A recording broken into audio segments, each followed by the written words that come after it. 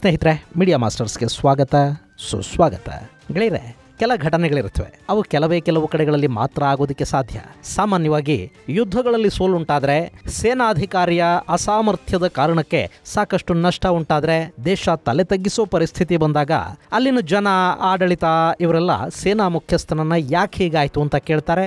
ಅದಕ್ಕಾತ ಉತ್ತರ ಕೊಡಬೇಕಾಗತ್ತೆ. ಇನ್ನೂ ಸ್ವಲ್ಪ ಮಾನ ಮರ್ಯಾದೆ ಏನಾದರೂ ಇದ್ರೆ ಅವನು ರಾಜೀನಾಮೆ ಕೂಡ ಕೊಟ್ಟು ಹೊರಟು ಹೋಗ್ತಾನೆ. ಆದರೆ ಸೋತ ಸೇನಾಧಿಕಾರಿಗೆ ಪ್ರಮೋಷನ್ ಕೊಡೋದನ್ನ ನೀವೆಲ್ಲಾದರೂ ಕೇಳಿದ್ದೀರಾ? ಅದು ಪಾಕಿಸ್ತಾನದಲ್ಲಿ ಆಗೋಗಿದೆ. ಈಗ ಅಲ್ಲಿನ ಜರ್ನಲ್ ಮುಲ್ಲಾ ಮುನೀರು ಕೇವಲ ಜರ್ನಲ್ ಮಾತ್ರ ಅಲ್ಲ, ಫೀಲ್ಡ್ ಮಾರ್ಷಲ್ ಕೂಡ. ನೀವು ಅದನ್ನು ಫೀಲ್ಡ್ ಮಾರ್ಷಲ್ ಅಂತ ಕೇಳಿಸ್ಕೋತಿರೋ ನಿಮಗೆ ಬಿಟ್ಟಿದ್ದು. ಅಂತೂ ಅವರು ತಮ್ಮ ಸೇನಾಧಿಕಾರಿಗೆ ಪ್ರಮೋಷನ್ ಅಂತೂ ಕೊಟ್ಟಿದ್ದಾರೆ. ಇದರ ಪರಿಣಾಮ ಪಾಕಿಸ್ತಾನದಲ್ಲಿ ಏನಾಗುತ್ತೆ ಅನ್ನೋದು ಗೊತ್ತಿಲ್ಲ. ಯಾಕೆಂದ್ರೆ ಈ ಪ್ರಮೋಷನ್ ತಗೊಂಡ ಸೇನಾಧಿಕಾರಿ ಅಲ್ಲಿನ ಸರ್ಕಾರವನ್ನು ಉಳಿಯೋದಕ್ಕೆ ಬಿಡ್ತಾನ ಅಥವಾ ತಾನೇ ಸರ್ವಾಧಿಕಾರಿ ಕೂಡ ಆಗ ಹೋಗ್ತಾನ ಅನ್ನೋ ಅನುಮಾನ ಅಲ್ಲಿನ ಕೆಲ ಪತ್ರಕರ್ತರನ್ನ ಕಾಡ್ತಾ ಇದೆ. ಅವರು ಆ ಬಗ್ಗೆ ಬರೆಯೋದಿಕ್ಕೆ ಕೂಡ ಶುರು ಮಾಡಿದ್ದಾರೆ. ಹಾಗಾದ್ರೆ ಏನಾಗ್ತಾ ಇದೆ ಪಾಕಿಸ್ತಾನದಲ್ಲಿ, ಬನ್ನಿ ನೋಡೋಣ.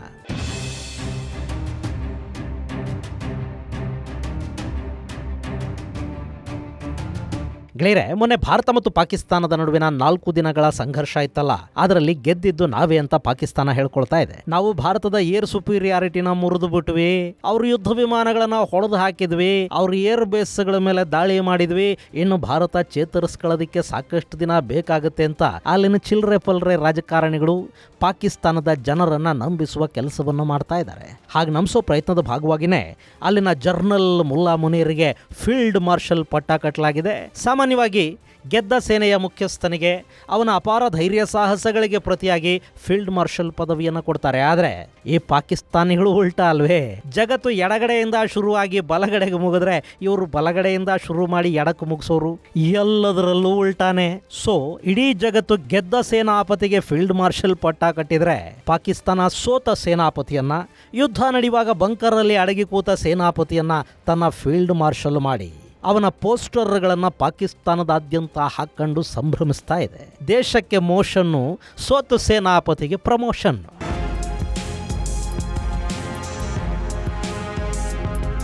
ಗೆಳೆಯರೆ, ಇಲ್ಲಿ ಪಾಕಿಸ್ತಾನದ ಮೇಲೆ ಮೊನ್ನೆ ಭಾರತ ದಾಳಿ ಮಾಡ್ತಲ್ಲ, ಆಗ ಪಾಕಿಸ್ತಾನಕ್ಕಾದ ನಷ್ಟ ಎಷ್ಟು ಅನ್ನೋದನ್ನ ಈಗ ಅಂದಾಜು ಮಾಡ್ತಾ ಇದ್ದಾರೆ. ಅಲ್ಲಿನ 11 ಏರ್ ಬೇಸ್ಗಳ ಮೇಲೆ ಭಾರತ ದಾಳಿ ಮಾಡ್ತು.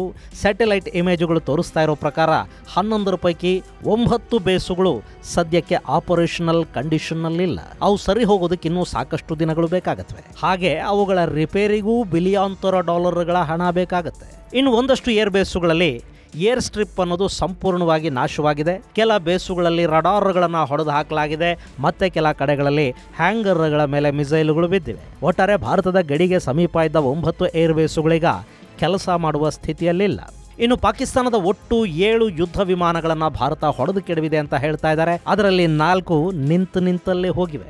ಅಂದ್ರೆ ಭಾರತ ಪಾಕಿಸ್ತಾನದ ಹ್ಯಾಂಗರ್ಗಳ ಮೇಲೆ ದಾಳಿ ಮಾಡ್ತಲ್ಲ, ಆ ಸಂದರ್ಭದಲ್ಲಿ ಅವರ ಒಂದು Saab 2000 airborne warning and control system ಹೋಗಿದೆ. ಪಾಪ ಅದು ಆಗ್ತಾನೆ ಹಾರಾಟ ಮಾಡಿ ಬೋಲಾರಿ ಏರ್ ಬೇಸ್ ಅಲ್ಲಿ ಇಳಿದಿತ್ತು. ಹ್ಯಾಂಗರ್ ಅಲ್ಲಿ ಅದನ್ನು ನಿಲ್ಲಿಸ್ಕೊಂಡು ಅದರ ಡೇಟಾ ಸಂಗ್ರಹ ಮಾಡೋ ಕೆಲಸವನ್ನ ಅಲ್ಲಿನ ಟೆಕ್ನಿಕಲ್ ಸಿಬ್ಬಂದಿ ಮಾಡ್ತಿರುವಾಗಲೇ ಬೋಲಾರಿಯ ಮೇಲೆ ಭಾರತದ ಮಿಸೈಲ್ ಬಿತ್ತು. ಅಷ್ಟೇ, air Born warning and control system ಅಲ್ಲಿ ಉಡಿಸಾಯ್ತು. ಜೊತೆಗೆ ಅಲ್ಲೇ ನಿಂತಿದ್ದ ಒಂದು JF-10 ಕೂಡ ಹೋಯ್ತು. ಹಾಗೆ ನೂರ್ ಖಾನ್ ಏರ್ ಬೇಸ್ ಮೇಲೆ ಮಾಡಿದ ದಾಳಿಯಲ್ಲಿ ಒಂದು C-130 ಟ್ರಾನ್ಸ್ಪೋರ್ಟ್ ವಿಮಾನ ಹೋಯ್ತು ಮತ್ತು ಒಂದು F-16 ಕೂಡ ನಿಂತಲ್ಲೇ ಉಡಿಸಾಯ್ತು.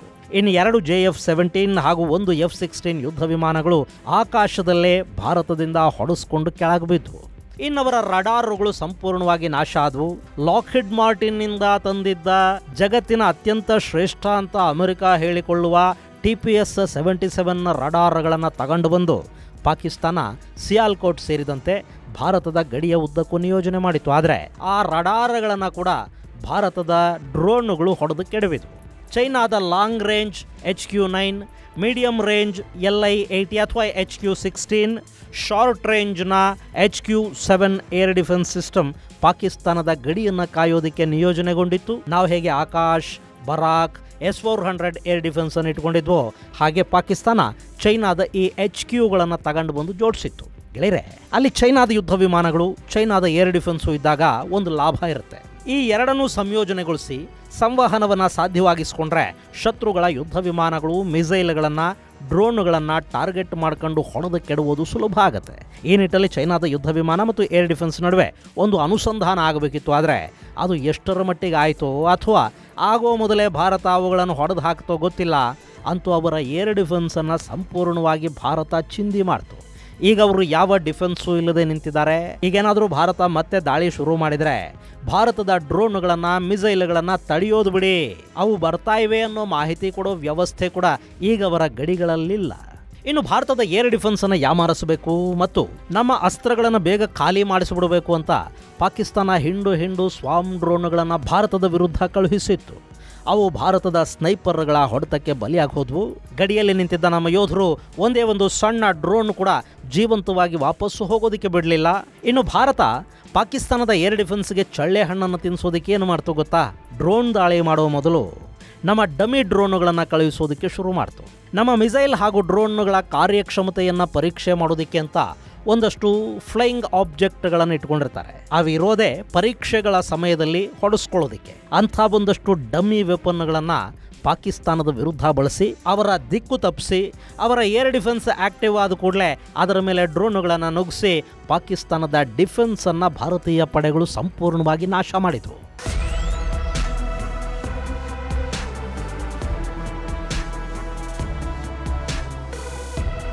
ಇನ್ನು ಮತ್ತೊಂದು ಕಡೆ ಭಾರತ ಪಾಕಿಸ್ತಾನದ ಉಗ್ರ ಶಿಬಿರಗಳ ಮೇಲೆ ದಾಳಿ ಮಾಡೋದಕ್ಕೆ ಶುರು ಮಾಡ್ತಲ್ಲ, ಅಷ್ಟೊತ್ತಿಗಾಗಲೇ ಗಡಿಯಲ್ಲಿ ಶೆಲ್ಲಿಂಗ್ ಶುರುವಾಗಿ ಹೋಗಿತ್ತು. ಅಲ್ಲಿಂದ ಒಂದು ಶೆಲ್ ಬಿದ್ದರೆ ನಮ್ಮವರು ಮೂರು ಹೊಡೆಯೋದಕ್ಕೆ ಶುರು ಮಾಡಿದ್ರು. ಭಾರತದ ಅಬ್ಬರ ಹೇಗಿತ್ತು ಅಂದರೆ, ಪಾಕಿಸ್ತಾನದ ಆರ್ಟಿಲರಿ ವಿಭಾಗದ ಬ್ರಿಗೇಡಿಯರ್ ಒಬ್ಬ ತನ್ನ ಪಡೆಯ ಸೈನಿಕರಿಗೆ ಓಡ್ ಹೋಗಿ ಬಚ್ಚಿಟ್ಕೊಳ್ಳಿ ಅಂತ ಆದೇಶ ಕೊಟ್ಟಿದ್ದಂತೆ.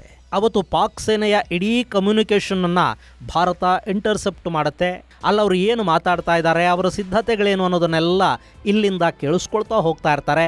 ಆ ಸಂದರ್ಭದಲ್ಲಿ ಅಲ್ಲಿನ ಆಕ್ರಮಿತ ಕಾಶ್ಮೀರ ಭಾಗದಲ್ಲಿನ ಆರ್ಟಿಲರಿ ಬ್ರಿಗೇಡಿಯರ್ ಒಬ್ಬ ತಾನು ಓಡಿ ಹೋಗಿ ಮಸೀದಿಯಲ್ಲಿ ಅಡಗಿ ಕೂತಿದ್ದಂತೆ ತನ್ನ ಇನ್ನಿತರ ಸೈನಿಕರಿಗೆ, ಅಧಿಕಾರಿಗಳಿಗೆ ಕೂಡ ಪೋಸ್ಟುಗಳನ್ನು ಬಿಟ್ಟು ಜೀವ ಕಾಪಾಡ್ಕೊಳ್ಳಿ ಅಂತ ಆದೇಶವನ್ನು ಕೊಟ್ಟಿದ್ದಂತೆ. ಬಿಡಿ ಪಾಪ, ಅವರು ಸಿಪಾ ಸಲಾರು ಅಂದರೆ ಮುಲ್ಲಾ ಜರ್ನಲ್ಲೇ ಬಂಕರಲ್ಲಿ ಅಡಗಿ ಕೂತ ಅಂದಮೇಲೆ ಈ ಸಾಮಾನ್ಯ ಕಮಾಂಡರು, ಬ್ರಿಗೇಡಿಯರ್ಗಳು ಯಾವ ಲೆಕ್ಕ? ಇನ್ನು ಭಾರತ ಮಾಡಿದ ದಾಳಿಯಲ್ಲಿ ಒಟ್ಟು 90 ಪಾಕಿಸ್ತಾನಿ ಸೈನಿಕರು ಸಾವಿಗೀಡಾಗಿದ್ದಾರೆ.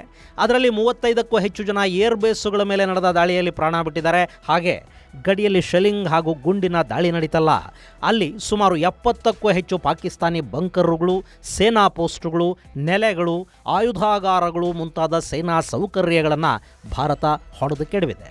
ಅಲ್ಲಿಂದ ಪಾಕಿಸ್ತಾನ ಒಂದೇ ಸಮಕ್ಕೆ ಬ್ಲೈಂಡ್ ಫೈರಿಂಗ್ ಮಾಡಿ ನಾಗರಿಕ ವಸತಿಗಳನ್ನು ಗುರಿಯಾಗಿಸ್ಕೊಂಡು ದಾಳಿ ಮಾಡ್ತಾ ಇದ್ರೆ ಭಾರತ ಪ್ರಿಸಿಷನ್ ಸ್ಟ್ರೈಕ್ ಮಾಡ್ತಾ ಇತ್ತು. ಅವರ ಗುರಿ ಸೇನೆಯ ಬಂಕರುಗಳು, ಸೇನಾ ನೆಲೆಗಳು, ಆಯುಧಾಗಾರಗಳು, ಲಾಂಚ್ ಪ್ಯಾಡುಗಳು ಆಗಿದ್ದು. ಹೀಗಾಗಿ ಅಲ್ಲಿ ನಾಗರಿಕ ಸಾವು ನೋವು ಹೆಚ್ಚಾಗದ ಹಾಗೆ ಕೂಡ ಭಾರತ ನೋಡಿಕೊಳ್ತು ಮತ್ತು ಪಾಕಿಸ್ತಾನಿ ಸೇನೆಯನ್ನು ಹೊಡೆದು ಕೆಡುತ್ತಾ ಹೋಯಿತು. ಚೀನಾ ಆರ್ಕೋರ್ನ ಅಧಿಕಾರಿಗಳು ಹೇಳ್ತಾ ಇರೋ ಪ್ರಕಾರ ಗಡಿಯಲ್ಲಿ ಭಾರತದ ಆರ್ಟಿಲರಿಯ ಅಬ್ಬರಕ್ಕೆ ಪಾಕಿಸ್ತಾನ ಚೇತರಿಸ್ಕೊಳ್ಬೇಕು ಅಂದರೂ ಇನ್ನು 8 ರಿಂದ 12 ತಿಂಗಳು ಬೇಕು. ಅವರೀಗ ಬಂಕರ್ಗಳು ಇಲ್ಲದೆ ಬಯಲಲ್ಲಿ ನಿಂತಿದ್ದಾರೆ. ಆ ನೆಲೆಗಳನ್ನು ಮತ್ತೆ ಸಿದ್ಧಪಡಿಸ್ಕೊಳ್ಳೋದಕ್ಕೆ ಸಾಕಷ್ಟು ಹಣ ಕೂಡ ಬೇಕಾಗುತ್ತೆ, ಸಮಯನೂ ಬೇಕು. ಇಂಥ ಸಂದರ್ಭದಲ್ಲಿ ಭಾರತ ಕದನ ವಿರಾಮವನ್ನು ಒಪ್ಕೋಬೇಕಾದ ಅಗತ್ಯ ಖಂಡಿತ ಇರಲಿಲ್ಲ. ಅಲ್ಲಿನ ಕಿರಾನಾ ಹಿಲ್ಸ್ನ ನ್ಯೂಕ್ಲಿಯರ್ ಸ್ಟೋರೇಜ್ನ ಬಾಗಿಲಿಗೆ ಮಿಸೈಲ್ ಮತ್ತು ಡ್ರೋನುಗಳನ್ನು ನುಗ್ಗಿಸಿದ ನಂತರ ಬಹುಶಃ ರೇಡಿಯೇಷನ್ ಶುರು ಆಗುತ್ತೆ ಅನ್ನೋ ಕಾರಣಕ್ಕೆ ಭಾರತ ಕದನ ವಿರಾಮಕ್ಕೆ ಒಪ್ತೋ ಏನೋ. ಅಂತೂ ಪಾಕಿಸ್ತಾನವನ್ನು ಚೇತರಿಸ್ಕೊಳ್ಳೋದಕ್ಕೆ ಸಾಧ್ಯವಾಗದಷ್ಟು ಭಾರತ ಹೈರಾಣಾಗಿಸಿದ ನಂತರನೇ ಅವರು ಕದನ ವಿರಾಮ ಅಂತ ಕಣ್ಣೀರು ಹಾಕ್ಕೊಂಡು ಬಂದಿದ್ದು.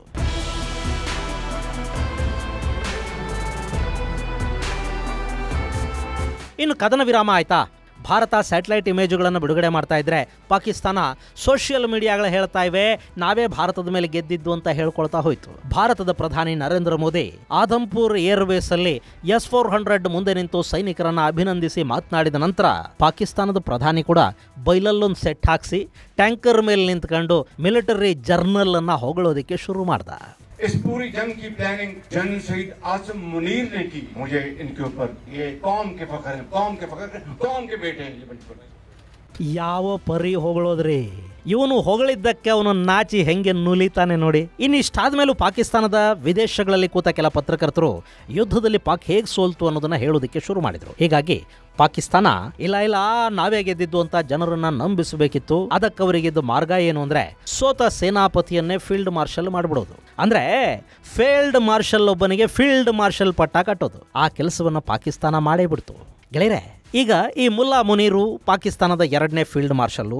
ಮೊದಲ ಫೀಲ್ಡ್ ಮಾರ್ಷಲ್ ಅಯೂಬ್ ಖಾನು, ಅವನು 1958ರಲ್ಲಿ ಪಾಕಿಸ್ತಾನದ ಅಧ್ಯಕ್ಷ ಆದ ಮೇಲೆ ತನಗೆ ತಾನೇ ಫೀಲ್ಡ್ ಮಾರ್ಷಲ್ ಪದವಿಯನ್ನು ಕೊಟ್ಕೋತಾನೆ.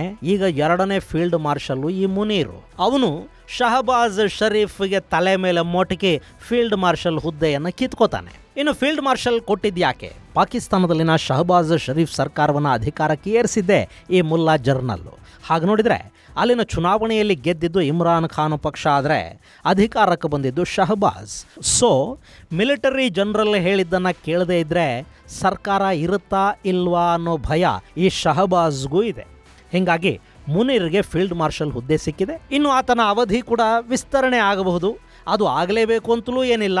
ಅದಾಗೋಷ್ಟರಲ್ಲೇ ಮುನೀರ್ ಶಹಬಾಜ್ ಸರ್ಕಾರವನ್ನು ಕೆಳಗಿಳಿಸಿ ಅಧಿಕಾರವನ್ನು ತನ್ನ ಕೈಗೆ ತಗೊಂಡ್ರೂ ಆಶ್ಚರ್ಯ ಪಡಬೇಕಿಲ್ಲ. ಯಾಕೆಂದರೆ ಅದು ಪಾಕಿಸ್ತಾನ. ಅಲ್ಲಿ ಈಗಾಗಲೇ ಮುನೀರ್ ಬ್ಯಾನರ್ಗಳು, ಕಟೌಟ್ಗಳು, ಪೋಸ್ಟರ್ಗಳು ಕಾಣಿಸ್ತಾ ಇವೆ. ಯುದ್ಧ ಗೆದ್ದುಕೊಟ್ಟು ವೀರ ಅಂತ ಅಲ್ಲಿನ ಸರ್ಕಾರನೇ ಮುನೀರ್ ಫೋಟೋ ಹಾಕಿ ಬ್ಯಾನರ್ ಕಟ್ಟಿಸ್ತಾ ಇದೆ. ಇನ್ನು ಯುದ್ಧ ಮಾಡಿದ್ದು ಪಾಪ ಏರ್ಫೋರ್ಸು. ವಿಮಾನಗಳನ್ನು, ನೆಲೆಗಳನ್ನು, ಪ್ರಾಣಗಳನ್ನು ಹೆಚ್ಚಿನ ಪ್ರಮಾಣದಲ್ಲಿ ಕಳ್ಕೊಂಡಿದ್ದು ಏರ್ಫೋರ್ಸೇ. ಆದರೆ ಏನೂ ಮಾಡ್ದ? ತನ್ನ ಅವಿವೇಕದಿಂದಲೇ ಪಾಕಿಸ್ತಾನವನ್ನು ಯುದ್ಧಕ್ಕೆ ತಳ್ಳಿದ. ಯುದ್ಧ ಆಗುವಾಗ ಬಂಕರ್ರಲ್ಲಿ ಬಚ್ಚಿಟ್ಟುಕೊಂಡು ಕೂತಿದ್ದ ಸೇನಾ ಮುಖ್ಯಸ್ಥನಿಗೆ ಫೀಲ್ಡ್ ಮಾರ್ಷಲ್ ಹುದ್ದೆ. ಸೊ ಅಲ್ಲಿ ಸೋತಿದ್ದು ಪಾಕಿಸ್ತಾನ, ಆದರೂ ಗೆದ್ದಿದ್ದು ಯಾರು? ಜರ್ನಲ್ ಮುನೀರೇ ಅಲ್ವೇ? ಇದು ಗೆಳೆಯರೆ ಪಾಕಿಸ್ತಾನದ ಜರ್ನಲ್ ಮುನೀರನ ಪ್ರಮೋಷನ್ ಕಥೆ. ಮುಂದಿನ ಸಂಚಿಕೆಯಲ್ಲಿ ಮತ್ತಷ್ಟು ವಿಶೇಷಗಳ ಜೊತೆ ಮತ್ತೆ ಭೇಟಿಯಾಗೋಣ. ಅಲ್ಲಿವರೆಗೆ ಜೈ ಹಿಂದ್, ಜೈ ಕರ್ನಾಟಕ.